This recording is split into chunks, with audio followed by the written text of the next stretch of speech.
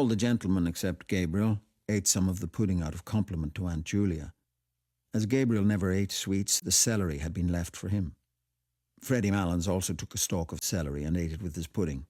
He had been told that celery was a capital thing for the blood, and he was just then under doctor's care. Mrs. Malins, who had been silent all through the supper, said that her son was going down to Mount Melleray in a week or so. The table then spoke of Mount Melleray, how bracing the air was down there, how hospitable the monks were, and how they never asked for a penny piece from their guests. "And do you mean to say," asked Mr. Brown incredulously, "that a chap can go down there and put up there as if it were a hotel, and live on the fat of the land and then come away without paying anything?" "Oh, most people give some donation to the monastery when they leave," said Mary Jane. "I wish we had an institution like that in our church," said Mr. Brown candidly. He was astonished to hear that the monks never spoke, got up at 2 a.m. and slept in their coffins. He asked what they did it for. "That's the rule of the order," said Aunt Kate firmly. "Yes, but why?" asked Mr. Brown. Aunt Kate repeated that it was the rule, that was all. Mr. Brown still seemed not to understand. Freddie Malins explained to him, as best he could, that the monks were trying to make up for the sins committed by all the sinners in the outside world. The explanation was not very clear, for Mr. Brown grinned and said, "I like that idea very much, but wouldn't a comfortable spring bed do them as well as a coffin?"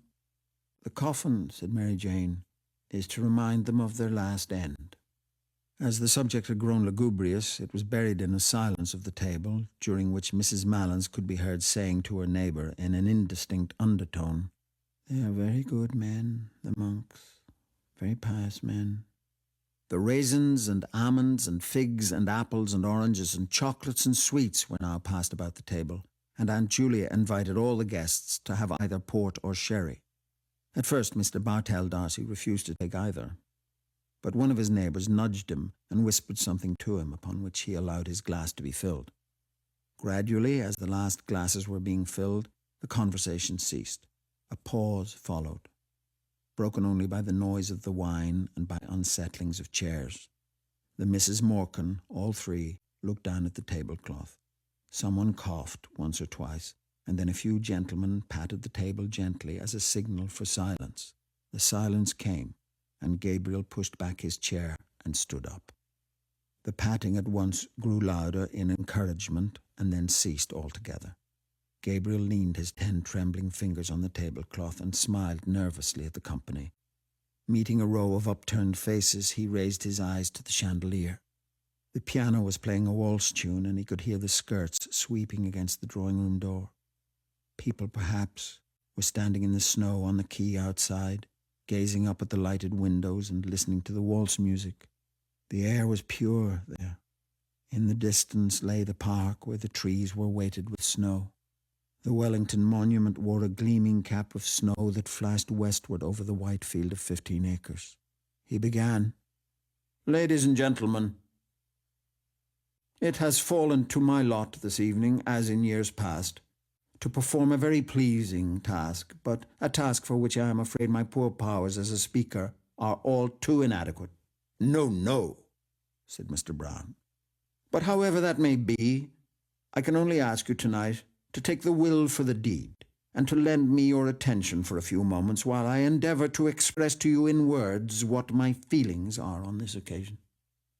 Ladies and gentlemen, it is not the first time that we have gathered together under this hospitable roof, around this hospitable board. It is not the first time that we have been the recipients, or perhaps I had better say the victims, of the hospitality of certain good ladies." He made a circle in the air with his arm and paused. Everyone laughed or smiled at Aunt Kate and Aunt Julia and Mary Jane, who all turned crimson with pleasure. Gabriel went on more boldly. "I feel more strongly with every recurring year that our country has no tradition which does it so much honour, and which it should guard so jealously, as that of its hospitality. It is a tradition that is unique as far as my experience goes, and I have visited not a few places abroad, among the modern nations. Some would say, perhaps, that with us it is rather a failing than anything to be boasted of. But granted even that, it is, to my mind, a princely failing, and one that I trust will long be cultivated among us. Of one thing at least I'm sure. As long as this one roof shelters the good ladies aforesaid, and I wish from my heart it may do so for many and many a long year to come, the tradition of genuine, warm-hearted, courteous Irish hospitality which our forefathers have handed down to us, and which we in turn must hand down to our descendants, is still alive among us. A hearty murmur of assent ran round the table. It shot through Gabriel's mind that Miss Ivors was not there, and that she had gone away discourteously, and he said with confidence in himself, "Ladies and gentlemen, a new generation is growing up in our midst, a generation actuated by new ideas and new principles. It is serious and enthusiastic for these new ideas, and its enthusiasm, even when it is misdirected, is, I believe, in the main, sincere. But we are living in a skeptical and, if I may use the phrase, a thought-tormented age. And sometimes I fear that this new generation, educated or hyper-educated as it is, will lack those qualities of humanity, of hospitality, of kindly humour which belonged to an older day. Listening tonight to the names of all those great singers of the past, it seemed to me, I must confess, that we were living in a less spacious age. Those days might, without exaggeration, be called spacious days. And if they are gone beyond recall, let us hope, at least, that in gatherings such as this we shall still speak of them with pride and affection, still cherish in our hearts the memory of those dead and gone great ones whose fame the world will not willingly let die." "Hear, hear," said Mr. Brown loudly. "But yet," continued Gabriel, his voice falling into a softer inflection, "there are always in gatherings such as this sadder thoughts that will recur to our minds. Thoughts of the past, of youth, of changes, of absent faces that we miss here tonight. Our path through life is strewn with many such sad memories, and were we to brood upon them always, we could not find the heart to go on bravely with our work among the living. We have all of us living duties and living affections which claim, and rightly claim, our strenuous endeavours. Therefore I will not linger on the past. I will not let any gloomy moralizing intrude upon us here tonight. Here we are gathered together for a brief moment from the bustle and rush of our everyday routine. We are met here as friends, in the spirit of good fellowship, as colleagues, also, to a certain extent, in the true spirit of camaraderie, and as the guests of, what shall I call them? The three graces of the Dublin musical world. The table burst into applause and laughter at this allusion. Aunt Julia vainly asked each of her neighbours in turn to tell her what Gabriel had said. "He says we are the three graces, Aunt Julia," said Mary Jane. Aunt Julia did not understand, but she looked up smiling at Gabriel, who continued in the same vein. "Ladies and gentlemen, I will not attempt to play tonight the part that Paris played on another occasion. I will not attempt to choose between them. The task would be an invidious one, and one beyond my poor powers. For when I view them in turn, whether it be our chief hostess herself, whose good heart, whose too good heart, has become a byword with all who know her, or her sister, who seems to be gifted with perennial youth, and whose singing must have been a surprise and a revelation to us all tonight, or last, but not least, when I consider our youngest hostess, talented, cheerful, hard-working, and the best of nieces, I confess, ladies and gentlemen, that I do not know to which of them I should award the prize." Gabriel glanced down at his aunts, and seeing the large smile on Aunt Julia's face, and the tears which had risen to Aunt Kate's eyes, hastened to his close. He raised his glass of port gallantly, while every member of the company fingered a glass expectantly, and said loudly, "Let us toast them all three together. Let us drink to their health, wealth, long life, happiness, and prosperity. And may they long continue to hold the proud and self-won position which they hold in their profession, and the position of honour and affection which they hold in our hearts." All the guests stood up, glass in hand, and turning towards the three seated ladies, sang in unison, with Mr. Brown as leader, "For they are jolly gay fellows, for they are jolly gay fellows, for they are jolly gay fellows, which nobody can deny." Aunt Kate was making frank use of her handkerchief, and even Aunt Julia seemed moved.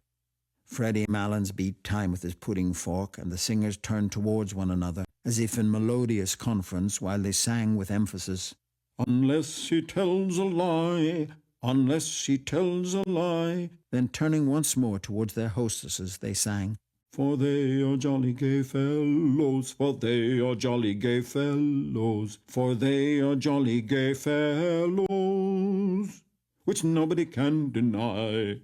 The acclamation which followed was taken up beyond the door of the supper-room by many of the other guests, and renewed time after time, Freddie Malins acting as officer with his fork on high. The piercing morning air came into the hall where they were standing, so that Aunt Kate said, "Close the door, somebody. Mrs. Malins will get her death of cold." "Brown is out there, Aunt Kate," said Mary Jane. "Brown is everywhere," said Aunt Kate, lowering her voice. Mary Jane laughed at her tone. "Really," she said archly, "he's very attentive." "He's been laid on here like the gas," said Aunt Kate in the same tone, "all during the Christmas." She laughed herself this time good-humouredly, and then added quickly, "But tell him to come in, Mary Jane, and close the door. I hope to goodness he didn't hear me."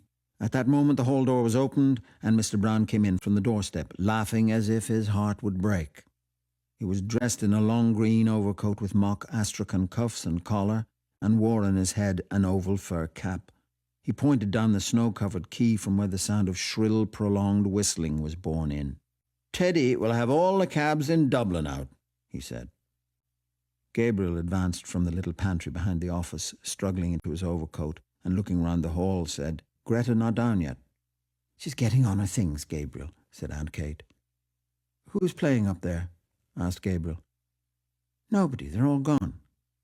"Oh, no, Aunt Kate," said Mary Jane. "Bartell Darcy and Miss O'Callaghan aren't gone yet." "Someone is fooling at the piano anyhow," said Gabriel. Mary Jane glanced at Gabriel and Mr. Brown and said with a shiver, "It makes me feel cold to look at you two gentlemen muffled up like that. I wouldn't like to face your journey home at this hour." "I'd like nothing better this minute," said Mr. Brown stoutly, "than a rattling fine walk in the country or a fast drive with a good spanking goer between the shafts." "We used to have a very good horse and trap at home," said Aunt Julia sadly. "The never-to-be-forgotten Johnny," said Mary Jane, laughing. Aunt Kate and Gabriel laughed too. "Why, what was so wonderful about Johnny?" asked Mr. Brown. "The late lamented Patrick Morkan, our grandfather, that is," explained Gabriel, commonly known in his later years as the old gentleman, "was a glue boiler." "Oh, now, Gabriel," said Aunt Kate, laughing, "he had a starch mill." "Well, glue or starch," said Gabriel, "the old gentleman had a horse by the name of Johnny, and Johnny used to work in the old gentleman's mill, walking round and round in order to drive the mill. That was all very well, but now comes the tragic part about Johnny. One fine day, the old gentleman thought he'd like to drive out with the quality to a military review in the park. The Lord have mercy on his soul, said Aunt Kate compassionately. Amen, said Gabriel. So the old gentleman, as I said, harnessed Johnny and put on his very best tall hat and his very best stock collar and drove out in grand style from his ancestral mansion somewhere near Back Lane, I think. Everyone laughed, even Mrs. Malins, at Gabriel's manner, and Aunt Kate said, Oh, now, Gabriel, he didn't live in Back Lane, really, only the mill was there. Out from the mansion of his forefathers, continued Gabriel, he drove with Johnny. And everything went on beautifully until Johnny came in sight of King Billy's statue, and whether he fell in love with the horse King Billy sits on, or whether he thought he was back again in the mill, anyhow, he began to walk around the statue. Gabriel paced in a circle round the hall in his goloshes amid the laughter of the others. Round and round he went, said Gabriel, and the old gentleman, who was a very pompous old gentleman, was highly indignant. "Go on, sir! What do you mean, sir? Johnny! Most extraordinary conduct! Can't understand the horse!" The peals of laughter which followed Gabriel's imitation of the incident was interrupted by a resounding knock at the hall door. Mary Jane ran to open it and let in Freddie Malins. Freddie Malins, with his hat well back on his head and his shoulders humped with cold, was puffing and steaming after his exertions. "I could only get one cab," he said. "Oh, we'll find another along the quay," said Gabriel. "Yes," said Aunt Kate. "Better not keep Mrs. Malins standing in the draught." Mrs. Malins was helped down the front steps by her son and Mr. Brown, and after many manoeuvres hoisted into the cab. Freddie Malins clambered in after her and spent a long time settling her on the seat, Mr. Brown helping him with advice. At last she was settled comfortably, and Freddie Malins invited Mr. Brown into the cab. There was a good deal of confused talk, and then Mr. Brown got into the cab. The cabman settled his rug over his knees and bent down for the address. The confusion grew greater, and the cabman was directed differently by Freddie Malins and Mr. Brown, each of whom had his head out through a window of the cab. The difficulty was to know where to drop Mr. Brown along the route, and Aunt Kate, Aunt Julia, and Mary Jane helped the discussion from the doorstep with cross-directions and contradictions and abundance of laughter. As for Freddie Malins, he was speechless with laughter. He popped his head in and out of the window every moment to the great danger of his hat, and told his mother how the discussion was progressing, till at last Mr. Brown shouted to the bewildered cabman over the din of everybody's laughter, "Do you know Trinity College?" "Yes, sir," said the cabman. "Well, drive bang up against Trinity College gates," said Mr. Brown, "and then we'll tell you where to go. You understand now?" "Yes, sir," said the cabman. "Make like a bird for Trinity College." "Right, sir," said the cabman. The horse was whipped up and the cab rattled off along the quay amid a chorus of laughter and adieus. Gabriel had not gone to the door with the others. He was in a dark part of the hall gazing up the staircase. A woman was standing near the top of the first flight, in the shadow also. He could not see her face, but he could see the terracotta and salmon-pink panels of her skirt, which the shadow made appear black and white. It was his wife. She was leaning on the banisters, listening to something. Gabriel was surprised at her stillness and strained his ear to listen also. But he could hear little save the noise of laughter and dispute on the front steps, a few chords struck on the piano, and a few notes of a man's voice singing. He stood still in the gloom of the hall, trying to catch the air that the voice was singing and gazing up at his wife. There was grace and mystery in her attitude, as if she were a symbol of something. He asked himself, what is a woman standing on the stairs in the shadow, listening to distant music, a symbol of? If he were a painter, he would paint her in that attitude. Her blue felt hat would show off the bronze of her hair against the darkness, and the dark panels of her skirt would show off the light ones. Distant music, he would call the picture, if he were a painter. The hall door was closed, and Aunt Kate, Aunt Julia, and Mary Jane came down the hall, still laughing. "Well, isn't Freddie terrible?" said Mary Jane. "He's really terrible." Gabriel said nothing, but pointed up the stairs towards where his wife was standing. Now that the hall door was closed, the voice and the piano could be heard more clearly. Gabriel held up his hand for them to be silent. The song seemed to be in the old Irish tonality, and the singer seemed uncertain both of his words and of his voice. The voice, made plaintive by distance and by the singer's hoarseness, faintly illuminated the cadence of the air with words expressing grief. "Oh, the rain falls on my heavy locks, and the dew wets my skin. My babe lies cold." "Oh," exclaimed Mary Jane, "it's Bartell D'Arcy singing, and he wouldn't sing all the night. Oh, I'll get him to sing a song before he goes." "Oh, do, Mary Jane," said Aunt Kate. Mary Jane brushed past the others and ran to the staircase, but before she reached it, the singing stopped and the piano was closed abruptly. "Oh, what a pity," she cried. "Is he coming down, Gretta?" Gabriel heard his wife answer yes, and saw her come down towards them. A few steps behind her were Mr. Bartell D'Arcy and Miss O'Callaghan. "Oh, Mr. Darcy," cried Mary Jane, "it's downright mean of you to break off like that when we were all in raptures listening to you." "I've been at him all the evening," said Miss O'Callaghan, "and Mrs. Conroy too, and he told us he had a dreadful cold and couldn't sing." "Oh, Mr. Darcy," said Aunt Kate, "now that was a great fib to tell." "Can't you see that I'm as hoarse as a crow?" said Mr. Darcy roughly. He went into the pantry hastily and put on his overcoat. The others, taken aback by his rude speech, could find nothing to say. Aunt Kate wrinkled her brows and made signs to the others to drop the subject. Mr. Darcy stood swathing his neck carefully and frowning. "It's the weather," said Aunt Julia after a pause. "Yes, everybody has colds," said Aunt Kate readily. "Everybody." "They say," said Mary Jane, "we haven't had snow like it for 30 years. And I read this morning in the newspapers that the snow is general all over Ireland." "I love the look of snow," said Aunt Julia sadly. "So do I," said Miss O'Callaghan. "I think Christmas is never really Christmas unless we have the snow on the ground." "But poor Mr. Darcy doesn't like the snow," said Aunt Kate, smiling. Mr. Darcy came from the pantry, fully swathed and buttoned, and in a repentant tone told them the history of his cold. Everyone gave him advice and said it was a great pity and urged him to be very careful of his throat in the night air. Gabriel watched his wife, who did not join in the conversation. She was standing right under the dusty fanlight, and the flame of the gas lit up the rich bronze of her hair, which he had seen her drying at the fire a few days before. She was in the same attitude and seemed unaware of the talk about her. At last she turned towards them, and Gabriel saw that there was colour in her cheeks and that her eyes were shining. A sudden tide of joy went leaping out of his heart. "Mr. Darcy," she said, "what is the name of that song you were singing?"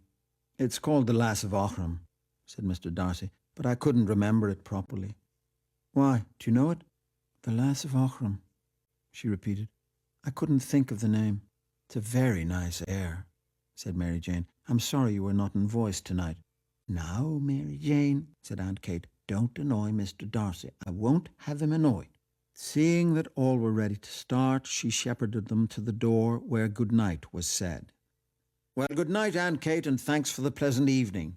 "Good night, Gabriel. Good night, Gretta. Good night, Aunt Kate, and thanks ever so much. Good night, Aunt Julia. Oh, good night, Gretta. I didn't see you. Good night, Mr. Darcy. Good night, Miss O'Callaghan. Good night, Miss Morkan. Good night again. Good night, all. Safe home. Good night. Good night."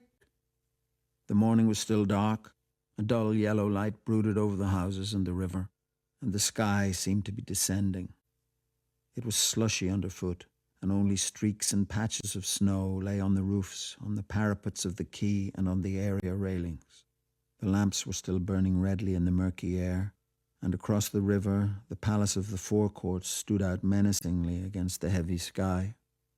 She was walking on before him with Mr. Bartell Darcy, her shoes in a brown parcel tucked under one arm, and her hands holding her skirt up from the slush.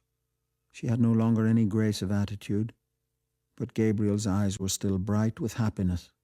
The blood went bounding along his veins, and the thoughts went rioting through his brain, proud, joyful, tender, valorous.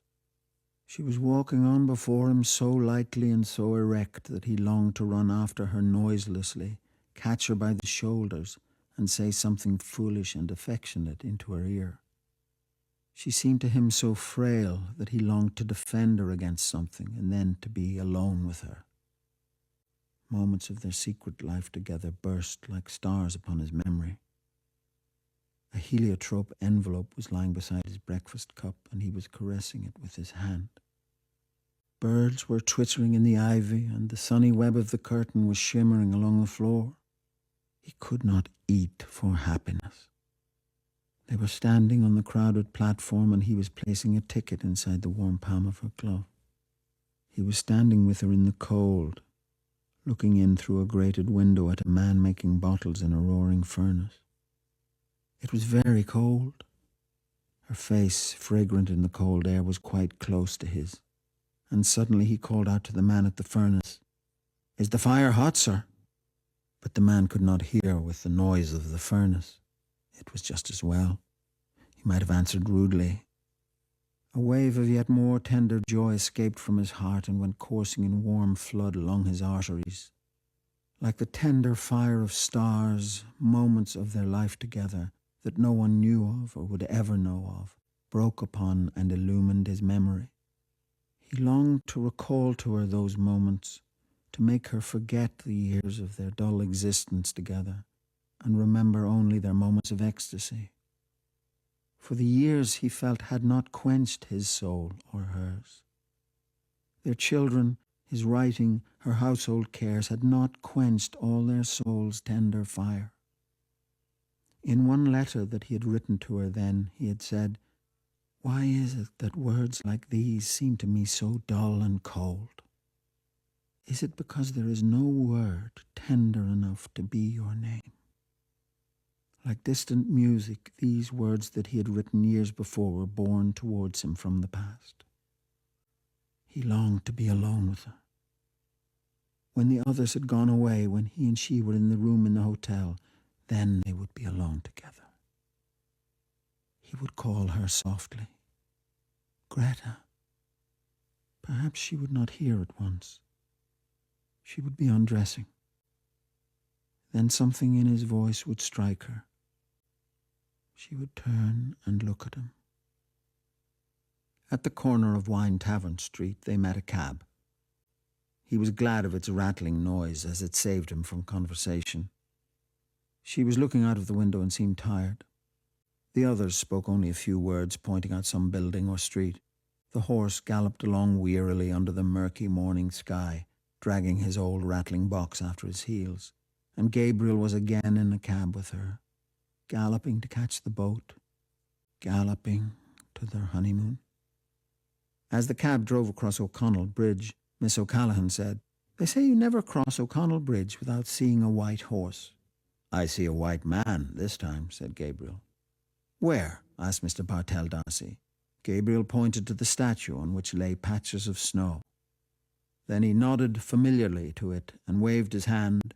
"Good night, Dan," he said gaily. When the cab drew up before the hotel, Gabriel jumped out and, in spite of Mr. Bartell D'Arcy's protest, paid the driver. He gave the man a shilling over his fare.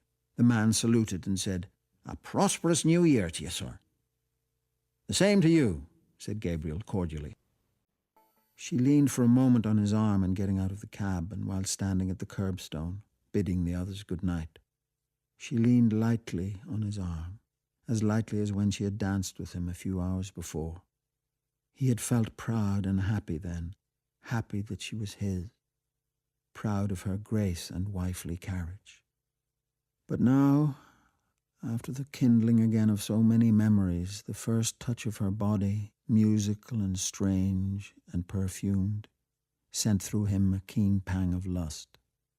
Under cover of her silence, he pressed her arm closely to his side, and as they stood at the hotel door, he felt that they had escaped from their lives and duties, escaped from home and friends, and run away together with wild and radiant hearts to a new adventure.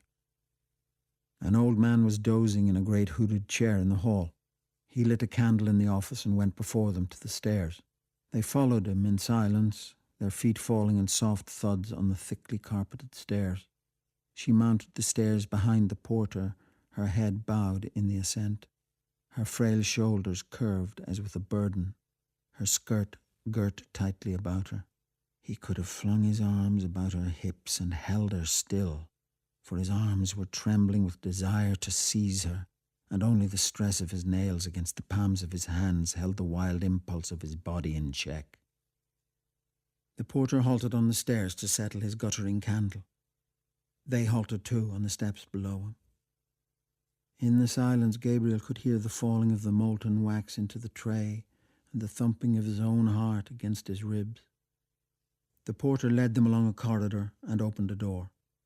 Then he set his unstable candle down on a toilet table and asked at what hour they were to be called in the morning. 8, said Gabriel. The porter pointed to the tap of the electric light and began a muttered apology, but Gabriel cut him short. "We don't want any light. We have light enough from the street. And I say," he added, pointing to the candle, "you might remove that handsome article like a good man." The porter took up his candle again, but slowly, for he was surprised by such a novel idea. Then he mumbled good night and went out. Gabriel shot the lock to. A ghastly light from the street lamp lay in a long shaft from one window to the door. Gabriel threw his overcoat and hat on a couch and crossed the room towards the window. He looked down into the street in order that his emotion might calm a little. Then he turned and leaned against a chest of drawers with his back to the light. She had taken off her hat and cloak and was standing before a large swinging mirror, unhooking her waist. Gabriel paused for a few moments, watching her, and then said, "Gretta?" She turned away from the mirror slowly and walked along the shaft of light towards him. Her face looked so serious and weary that the words would not pass Gabriel's lips. No, it was not the moment yet. "You looked tired," he said. "I am a little," she answered. "You don't feel ill or weak?" "No, tired. That's all." She went on to the window and stood there, looking out. Gabriel waited again, and then, fearing that diffidence was about to conquer him, he said abruptly, "By the way, Gretta..." "What is it?" "You know that poor fellow Malins?" he said quickly. "Yes. What about him?" "Well, poor fellow, he's a decent sort of chap after all," continued Gabriel in a false voice. "He gave me back that sovereign I lent him, and I didn't expect it, really. It's a pity he wouldn't keep away from that Brown, because he's not a bad fellow, really." He was trembling now with annoyance. Why did she seem so abstracted? He did not know how he could begin. Was she annoyed too about something? If she would only turn to him or come to him of her own accord. To take her as she was would be brutal. No, he must see some ardour in her eyes first. He longed to be master of her strange mood. "When did you lend him the £1?"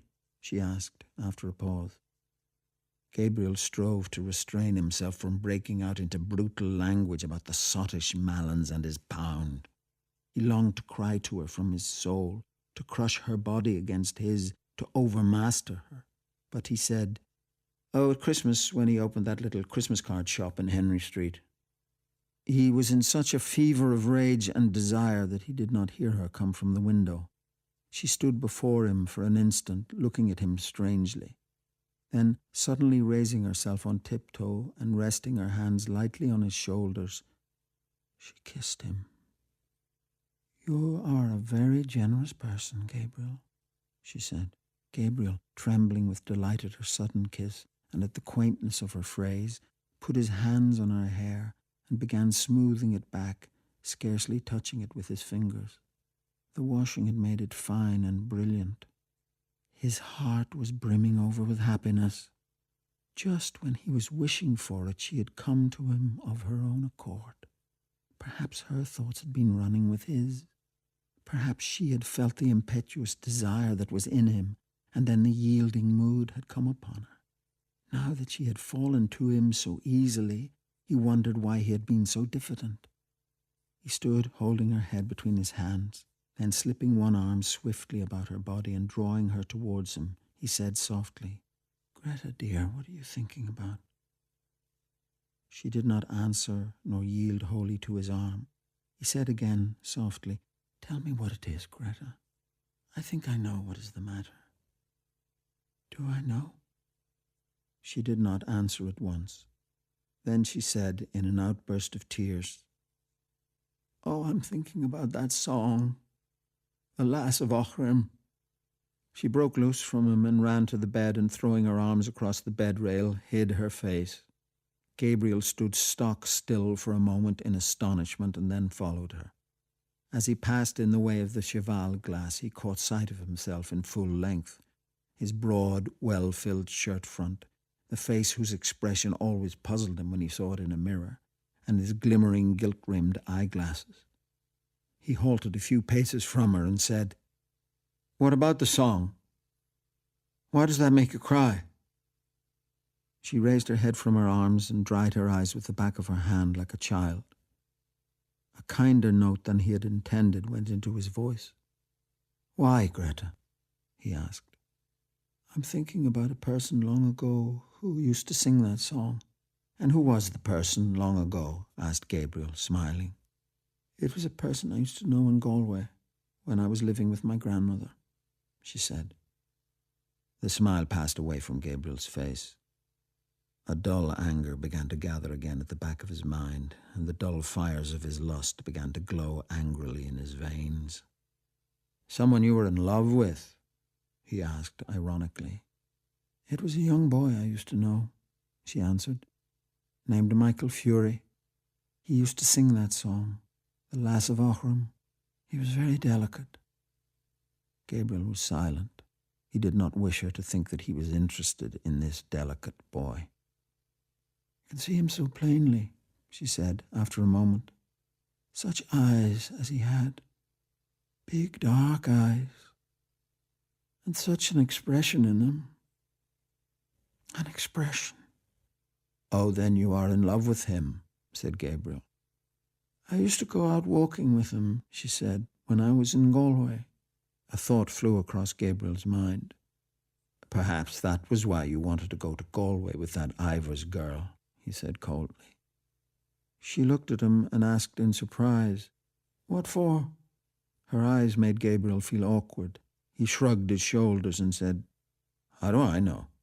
To see him, perhaps? She looked away from him along the shaft of light towards the window in silence. He's dead, she said at length. He died when he was only 17. Isn't it a terrible thing to die so young as that? What was he? Asked Gabriel, still ironically. He was in the gasworks, she said. Gabriel felt humiliated by the failure of his irony and by the evocation of this figure from the dead, a boy in the gasworks, while he had been full of memories of their secret life together, full of tenderness and joy and desire. She had been comparing him in her mind with another. A shameful consciousness of his own person assailed him. He saw himself as a ludicrous figure, acting as a penny boy for his aunts, a nervous, well-meaning sentimentalist, orating to vulgarians and idealizing his own clownish lusts, the pitiable, fatuous fellow he had caught a glimpse of in the mirror. Instinctively he turned his back more to the light lest she might see the shame that burned upon his forehead. He tried to keep up his tone of cold interrogation, but his voice when he spoke was humble and indifferent. I suppose you are in love with this Michael Fury, Gretta, he said. I was great with him at that time, she said. Her voice was veiled and sad. Gabriel, feeling now how vain it would be to try to lead her whither he had purposed, caressed one of her hands and said, also sadly, And what did he die of so young, Gretta? Consumption, was it? I think he died for me, she answered. A vague terror seized Gabriel at this answer, as if at that hour when he had hoped to triumph, some impalpable and vindictive being was coming against him, gathering forces against him in its vague world. But he shook himself free of it with an effort of reason and continued to caress her hand. He did not question her again, for he felt that she would tell him of herself. Her hand was warm and moist. It did not respond to his touch, but he continued to caress it, just as he had caressed her first letter to him that spring morning. It was in the winter, she said, about the beginning of the winter when I was going to leave my grandmother's and come up here to the convent. And he was ill at the time in his lodgings in Galway and wouldn't be let out. And his people in Uchterard were written to. He was in decline, they said, or something like that. I never knew rightly. She paused for a moment and sighed. Poor fellow, she said. He was very fond of me, and he was such a gentle boy. We used to go out together, walking, you know, Gabriel, like the way they do in the country. He was going to study singing only for his health. He had a very good voice. Poor Michael Fury. Well, and then? asked Gabriel. And then when it came to the time for me to leave Galway and come up to the convent, he was much worse, and I wouldn't be let see him. So I wrote him a letter saying I was going up to Dublin and would be back in the summer, and hoping he would be better then. She paused for a moment to get her voice under control, and then went on. Then the night before I left, I was in my grandmother's house in Nuns Island, packing up, and I heard gravel thrown up against the window. The window was so wet I couldn't see, so I ran downstairs as I was and slipped out the back into the garden. And there was the poor fellow at the end of the garden, shivering. And did you not tell him to go back? Asked Gabriel. I implored of him to go home at once and told him he would get his death in the rain. But he said he did not want to live. I can see his eyes as well. He was standing at the end of the wall where there was a tree. And did he go home? Asked Gabriel. Yes, he went home. And when I was only a week in the convent, he died. And he was buried in Uchterard, where his people came from. Oh, the day I heard that he was dead. She stopped, choking with sobs, and overcome by emotion, flung herself face downward on the bed, sobbing in the quilt. Gabriel held her hand for a moment longer, irresolutely, and then, shy of intruding on her grief, let it fall gently and walked quietly to the window. She was fast asleep. Gabriel, leaning on his elbow, looked for a few moments unresentfully on her tangled hair and half-open mouth, listening to her deep-drawn breath. So she had had that romance in her life. A man had died for her sake. It hardly pained him now to think how poor a part he, her husband, had played in her life. He watched her while she slept as though he and she had never lived together as man and wife. His curious eyes rested long upon her face and on her hair. And as he thought of what she must have been then, in that time of her first girlish beauty, a strange, friendly pity for her entered his soul. He did not like to say even to himself that her face was no longer beautiful. But he knew that it was no longer the face for which Michael Fury had braved death. Perhaps she had not told him all the story. His eyes moved to the chair over which she had thrown some of her clothes. A petticoat string dangled to the floor. One boot stood upright, its limp upper fallen down. The fellow of it lay upon its side.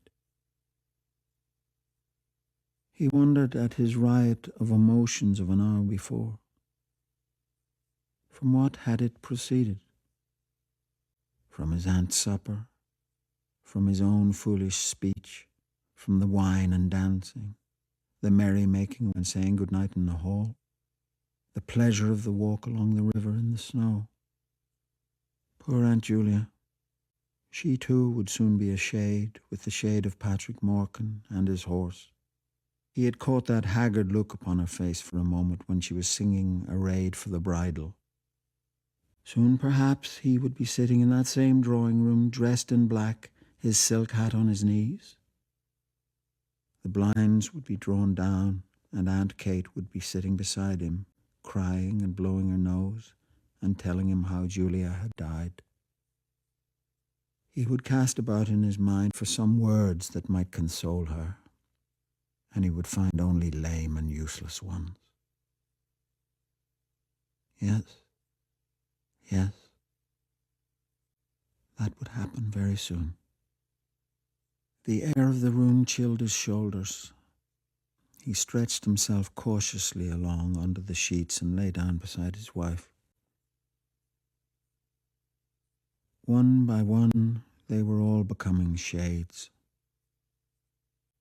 Better pass boldly into that other world, in the full glory of some passion, then fade and wither dismally with age. He thought of how she who lay beside him had locked in her heart for so many years that image of her lover's eyes when he had told her that he did not wish to live. Generous tears filled Gabriel's eyes. He had never felt like that himself towards any woman, but he knew that such a feeling must be love. The tears gathered more thickly in his eyes, and in the partial darkness he imagined he saw the form of a young man standing under a dripping tree. Other forms were near. His soul had approached that region where dwell the vast hosts of the dead. He was conscious of, but could not apprehend, their wayward and flickering existence. His own identity was fading out into a grey, impalpable world. The solid world itself, which these dead had one time reared and lived in, was dissolving and dwindling. A few light taps upon the pane made him turn to the window. It had begun to snow again. He watched sleepily the flakes, silver and dark, falling obliquely against the lamplight.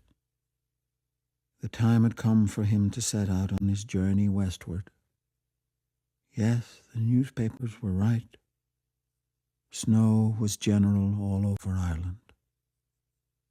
It was falling on every part of the dark central plain, on the treeless hills, falling softly upon the bog of Allen, and farther westward, softly falling into the dark, mutinous Shannon waves. It was falling too upon every part of the lonely churchyard on the hill where Michael Fury lay buried. It lay thickly drifted on the crooked crosses and headstones, on the spears of the little gate, on the barren thorns. His soul swooned slowly as he heard the snow falling faintly through the universe, and faintly falling, like the descent of their last end, upon all the living and the dead.